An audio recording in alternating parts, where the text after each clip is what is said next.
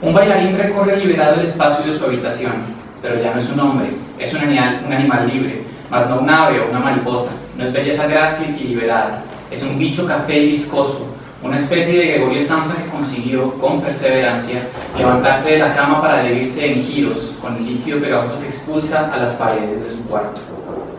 Sus patas, su cuerpo transformado, su reluciente viscosidad tal vez hedionda, todo es un caos grotesco, todo es la realidad extrema del cuerpo insecto que ha abandonado la racionalidad, solo el movimiento y el bosquejo de una escritura. El bailarín escarabajo que registra en las superficies del cuarto su escritura, que deja esa marca, el scriptum de su existencia, ha ido más allá de lo que pueda ser su pensamiento y se ha transformado en mero cuerpo, mera fuerza impactando las superficies que lo rodean. El arte surge de la errática, confusa y viscosa continuidad de su movimiento, del contacto de su movimiento.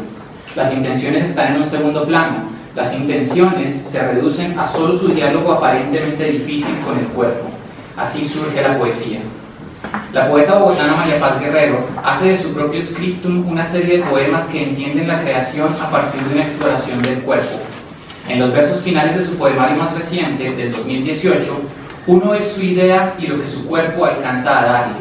Uno es la medida de su cuerpo. Así, aunque uno es expresión de la clásica dualidad mente y cuerpo, uno es finalmente lo que el cuerpo alcanza. Extensión y alcance, superficie. Uno es el trozo de carne que habita el espacio, porque el espacio, el mundo, y más la vida, y más la literatura, es la superficie de encuentro de todos estos cuerpos. Y en ese espacio Dios, la idea suprema, es concreción en una perra con la regla seca. Dios también es una perra, es el título del poemario. Dios también es una perra en el sentido espinosista y en el sentido coloquial y en el sentido metafórico. Dios es el cuerpo llagado y hambriento de un animal callejero asediado por otros en celo. Humanidad, razón y cuerpo. Divinidad, cuerpo esquelético y pulquiento. La idea no alcanza, el cuerpo es todo. Guerrero es una poeta de confesos elementos deleuzianos, una poeta del cuerpo, de lo sensible, una poeta de mujeres estrelladas, ensangrentadas y muecas contra el pavimento, de niños que se rascan las encías con monedas, de tetas colgando pegoteadas de arena revolcada. Es poeta del devenir incesante, de la fuga deleuziana que no aspira a otra cosa que los límites ambiguos, del cuerpo inestable deleuziano, del delirio artodiano de quien ya no usa la razón sino como capacidad de ser su propio opuesto, grieta y puerta de fuga. Abordar la creación desde el cuerpo lleva a una poesía donde la imagen colinda verdaderamente con la sensación.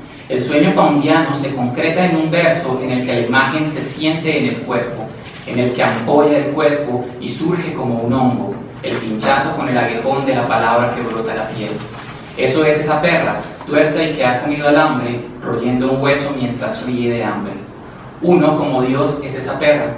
Uno rasca el cuero con sus garras largas, restriega contra el piso la parte delantera de su pecho. Y ese hongo que se atrapa en el piso de una ducha, que llaga, nos arroja al mundo vacío del cuerpo que existe. La perra no tiene terapeuta, solo su cuerpo. Eso somos ante una poesía como esta, un cuerpo sometido a las potencias del lenguaje que laceran la piel con la realidad de un límite inescapable. Somos solo cuerpo, sin ayuda, sin comprensiones, sin salvación. En una poesía hecha a la medida del cuerpo, lo más importante no son las ideas, ese masacote de cáscaras, yemas y polvo estrellado contra el piso, sino el cuerpo y lo que ocurre en el espacio y en el tiempo. Esta poesía apunta a lo que Rabelais consiguió, según Bakhtin, con su novela Gargantúa y Pantagruel y las 7 series corporales y escatológicas que configuró a lo largo de ella.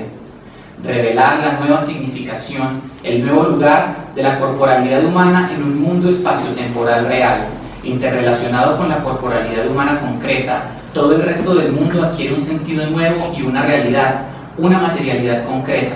No entra en contacto simbólico con el hombre, sino con el espacio temporal material.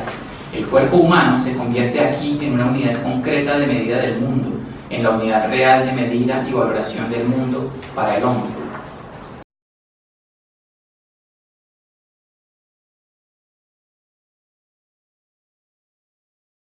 Pues yo he tenido una experiencia previa trabajando con educación inclusiva, es decir, Pues la educación inclusiva, ahorita voy a hablar un poco de ella, pero la educación inclusiva está asociada a la discapacidad física y mental.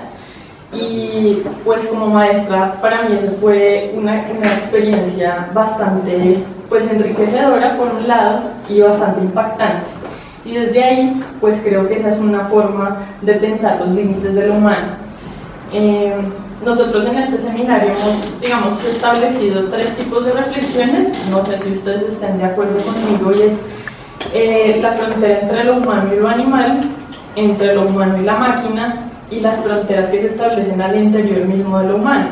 En el caso de la discapacidad, pues yo quiero mostrar cómo hay unos límites y unas fronteras que se abren, en este caso en la discapacidad. Nosotros lo pensábamos pues en la cuestión de los negros, de las mujeres, de los inmigrantes, de los indigentes, y el tema de la discapacidad en el ámbito filosófico no parece ser, o por lo menos acá en Colombia, muy estudiado, además porque está muy asociado al ámbito médico, al ámbito terapéutico, al ámbito psicológico, y pues hay muchas reflexiones filosóficas que han empezado a preocuparse por este tema. Entonces, pues yo lo que quiero hoy es un poco situarme bajo una perspectiva, que es la perspectiva de Martha Nussbaum, en las fronteras de la justicia. Ella tiene ese libro, y ella en ese libro aborda 3 temas no resueltos por las teorías de la justicia contemporáneas. La discapacidad es uno de ellos, el problema de los inmigrantes y el problema de los animales.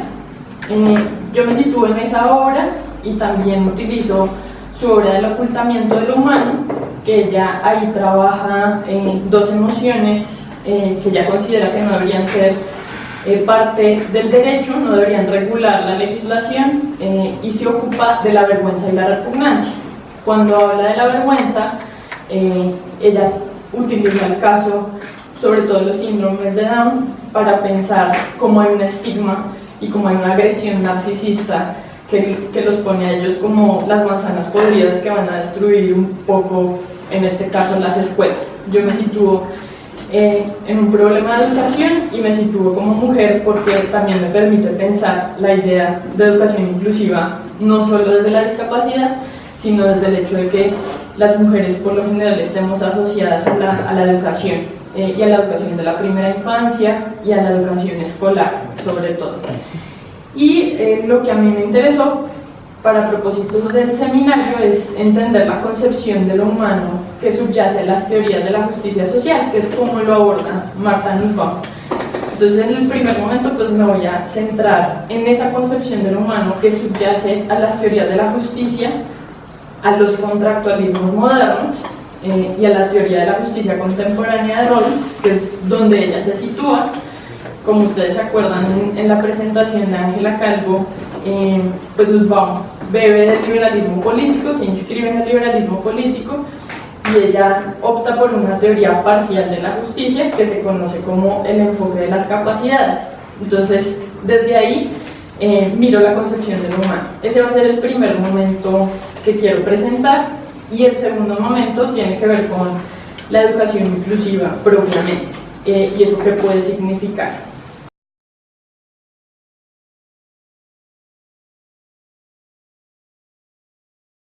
Pues el primer punto es que descubrí que no sé ni de salud, ni de riesgo, ni de tecnología, lo cual fue fenomenal. Entonces, como en esa situación, pues también me encontraba aplicando para mi maestría y apliqué una maestría que se llamaba Estudios Sociales de la Ciencia y la Tecnología. ¿En dónde? En Holanda, pero pasaron cosas de la vida y está. Entonces, eso no pasó ahí. La tercera situación fue que tenía un trabajo que me había interesado desde hace un tiempo, era una serie, se llama Doctor House, de lo que les voy a hablar el día de hoy, ya les voy a comentar acerca del título, este es apenas el preámbulo. Y ese trabajo estaba ahí, me llamaba la atención la serie, la vi varias veces, en varias ocasiones, pero el interés se quedó ahí. Y finalmente, pues, tuve la fortuna de participar en el seminario de los límites del humano. Entonces, como que esas 4 cosas se conjugaron y, pues, teniendo en cuenta este primer descubrimiento que les comenté, de que no sabía ni de salud ni riesgo de tecnología, pues me di la tarea de pues, investigar un poquito, tratar de leer un poquito más, pues, aprovechando estos diferentes espacios. Y pues tuve como un acercamiento a la filosofía, pues gracias al seminario que pues tal vez no había tenido anteriormente.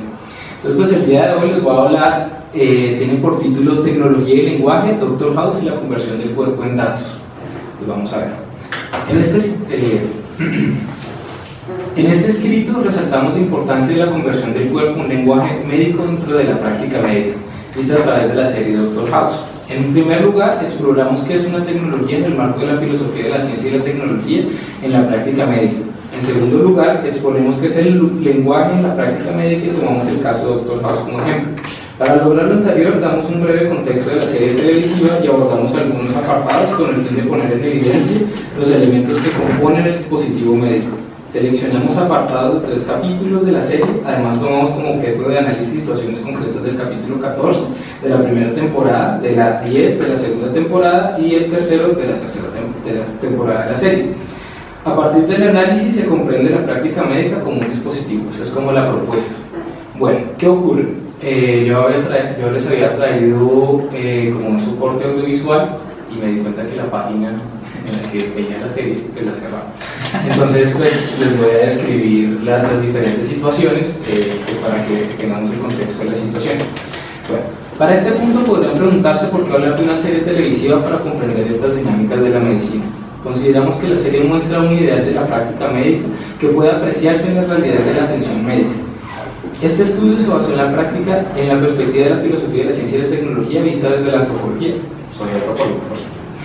El objetivo de este escrito es poner en evidencia la existencia de un lenguaje médico que codifica el cuerpo humano, convirtiéndolo en datos, que delimita qué es humano a través de su construcción. Entonces, ¿qué es una tecnología? La filosofía de la ciencia y la tecnología en la práctica médica. Los estudios sociales sobre la ciencia y la tecnología abarcan un campo transdisciplinar de estudios sobre los efectos culturales, éticos y políticos del conocimiento científico y la innovación tecnológica. Colocan el énfasis en la interpretación sobre las utilidades, apropiaciones e impactos de la vida cotidiana de las personas con el objetivo de romper las antiguas barreras de investigación científico-técnica. En los tiempos contemporáneos, la tecnología y la ciencia son una parte importante de la vida cotidiana. Preguntas como ¿qué papel juega la tecnología en la experiencia humana cotidiana? ¿Cómo afectan los artefactos tecnológicos de existencia de las personas y sus relaciones en el mundo? ¿Y cómo los instrumentos producen y transforman el conocimiento humano? Son preguntas pertinentes para la antropología contemporánea. Por lo general, la tecnología se nos presenta como un objeto independiente de las relaciones humanas. Se piensa generalmente como un objeto y dispositivo, un device. Como resultado de esto, Perbeck afirma que la filosofía clásica de la tecnología tiende a reificar la tecnología, tratándola como una fuerza monolítica. Sin embargo, ¿qué significa que la tecnología sea reificada? Desde el punto de vista de Marx y Lukács, la reificación significa tratar las relaciones humanas como objetos debido a las relaciones de mercado. Por lo tanto, para poder comprender adecuadamente la tecnología es necesario contrastar nuestra definición inicial. La tecnología está atravesada por el proceso de producción, circulación y consumo de las relaciones de los seres humanos. En consecuencia, es más que un mero objeto, más que un device. Es el producto de relaciones complejas. Es importante además llevar más allá de esta interpretación y darse cuenta que, como dijo Heidegger, la tecnología moderna debe entenderse no como la suma total de dispositivos tecnológicos, sino como las formas en que nuestra época actual revela el mundo, o como Foucault lo entiende, procedimientos que han sido inventados, perfeccionados y desarrollados sin cesar.